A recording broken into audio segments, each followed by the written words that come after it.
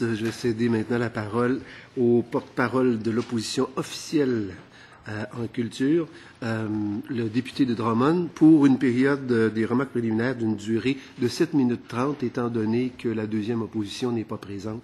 Vous avez donc 7 minutes 30. Merci, Monsieur le Président. Mes meilleurs vœux, Madame la Ministre, mes meilleurs vœux. Je sais qu'il est un peu tard en janvier, mais c'est la première fois que nous nous retrouvons à l'Assemblée nationale, alors il me fait plaisir d'adresser mes meilleurs vœux à tout le monde, chers collègues, et les gens qui, dans les bureaux où on travaille culture et patrimoine, ainsi qu'à la maison, vont nous regarder. Vous savez, il y a un certain nombre de personnes au Québec qui ont fait un choix étant jeunes. Ils ont choisi d'étudier qui en histoire, qui en anthropologie, en archéologie, sachant très bien que les débouchés d'emploi dans ces domaines n'étaient pas exactement les plus porteurs. Ils l'ont fait essentiellement par passion.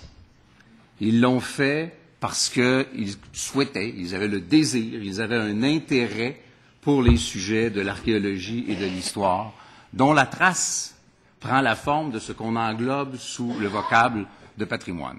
J'ai moi-même étudié en anthropologie à l'Université de Montréal, donc évidemment, j'ai une sensibilité toute particulière pour le sujet, et même j'ai fait un an d'histoire avant de bifurquer vers l'anthropologie.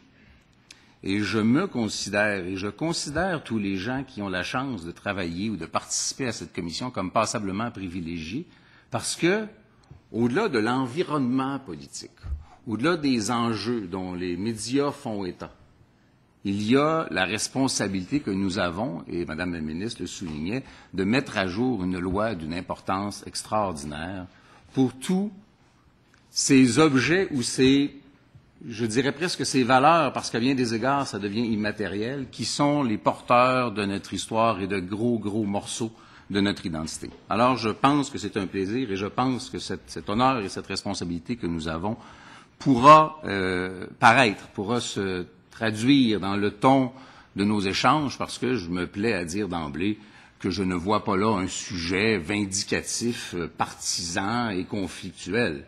Je vois là un sujet et un projet de loi dont j'assume et je suis convaincu qu'il a été développé de bonne foi pour améliorer les choses et nous sommes tous là pour y travailler.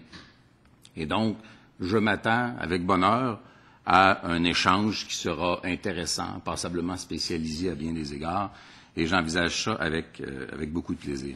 Je prends comme exemple, sur une notion précise, le patrimoine comme élément qui est vivant, qui est évolutif, qui se perpétue et qui change. Je ne voudrais pas que les gens qui vont nous écouter, quelle que soit leur raison, voient notre démarche comme étant la gestion d'objets poussiéreux sur lesquels on va souffler.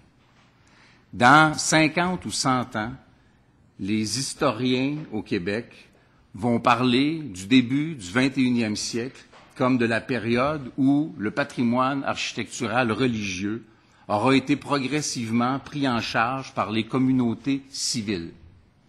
Les mêmes immeubles qui étaient des immeubles religieux seront, de façon, croit-on, de plus en plus importante en nombre, transférés sous la responsabilité des communautés qui auront voulu se les approprier. Ce sera le même objet patrimonial, ce sera la même église, ce sera le même immeuble qui sera devenu le centre d'une communauté civile. Ce patrimoine-là, qui remonte très loin dans nos racines, se transforme, il évolue. C'est un phénomène qui est intrinsèquement vivant. Et il faut aborder, je pense, la loi sous cet angle. Je ne le formule pas comme un reproche dans la mesure où je suppose qu'il y a des motifs qu'on apprendra sûrement. Mais j'aurais souhaité qu'une politique précède une loi. En ceci que je pense qu'une loi est le bras législatif d'une intention. Et l'intention qui préside à cette réforme au niveau de la gestion de notre patrimoine ne m'est pas apparue limpide dans le projet de loi. Alors, ensemble, j'assume que nous allons y travailler et qu'on va extraire ça. Ça a coloré beaucoup la lecture du projet de loi en ceci que, d'abord, je pense que les démarches normales, c'est d'identifier et de reconnaître ce qui constitue le patrimoine. Ce qui, d'ailleurs, au niveau purement politique, devrait appeler une forme d'inventaire, une forme de répertoire. Une fois que cette étape-là est franchie, il faut s'assurer d'avoir les moyens de préserver, je dis bien préserver au sens purement, à la limite, technologique du terme, préserver l'artefact pour qu'il se perpétue physiquement dans le temps, et protéger contre des intentions parfois moins nobles qui vont de la simple appropriation privée d'un objet à son commerce, à des fins purement lucratives. Et enfin, diffuser, mettre en valeur, démocratiser, faire connaître notre patrimoine, ce qui est sûrement, ultimement, la meilleure façon de remplir la vocation première du projet de loi, qui est de protéger, de promouvoir le patrimoine, d'assurer sa pérennité. Plus les gens vont s'y identifier, plus ils vont s'y reconnaître, plus ils vont le connaître, plus ses chances de survivre à travers le temps seront importantes. Ceci étant dit, il faut vraiment extraire ces éléments-là du projet de loi et j'espère que nous pourrons le faire. De façon plus prosaïque, il y a des questions qui ont déjà été soulevées. L'actualité nous en a proposé plusieurs qui ne sont pas directement liées à la teneur article par article du projet de loi, mais qui sont des questions éminemment patrimoniales et pour lesquelles l'existence d'un projet de loi ou idéalement d'une politique sous-jacente au projet de loi aurait déjà amené des pistes de réflexion considérables.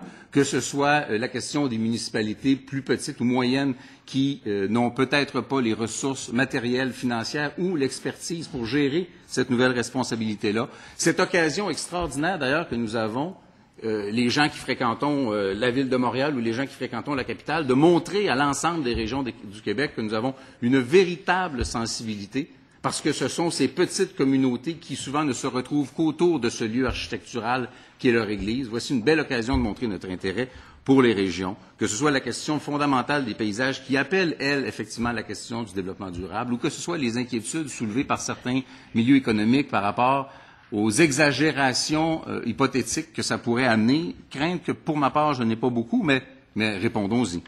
Et donc, je pense que certains cas qui ont meublé l'actualité très récente ou un peu moins récente, que ce soit les archives, que ce soit la numérisation, que ce soit le cas de la municipalité d'Oka, que ce soit l'Église du Très-Saint-Nom de Jésus, ne trouveront pas directement une réponse dans le projet de loi, mais doivent être capables de trouver la philosophie, les éléments guides qui feraient en sorte que lorsque se pose un problème, existent à la fois les ressources et l'expertise. Je conclurai donc en nous souhaitant de fort intéressants travaux et en rappelant que nous aurons l'esprit ouvert, les oreilles ouvertes, assurément, et l'œil ouvert pour être sûr que cette loi-là ira à terme de façon harmonieuse et utile pour le trésor collectif qui est notre patrimoine. Merci. Merci, Monsieur le député de Drummond.